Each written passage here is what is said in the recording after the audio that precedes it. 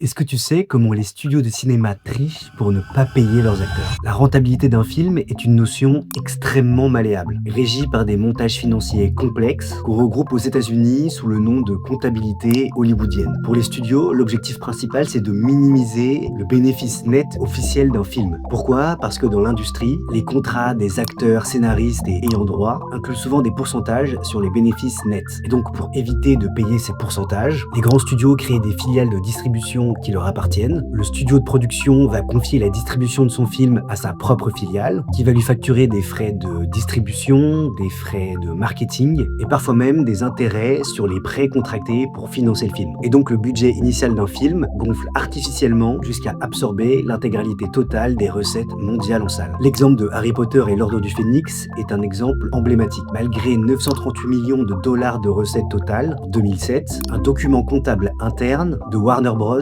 a fuité, révélant que le studio affichait une perte nette de 167 millions de dollars. Un autre cas d'école est sur Le Retour du Jedi en 1983, qui des décennies après sa sortie, affichant presque un demi-milliard de recettes mondiales totales, n'a officiellement jamais atteint le seuil de rentabilité, selon les bilans de Lucasfilm, privant certaines personnes de leurs royalties sur les bénéfices nets. À Hollywood, seul le pourcentage sur les recettes brutes d'un film garantit une rémunération directe et fiable. Évidemment, ce privilège est réservé à une élite d'acteurs et de réalisateurs.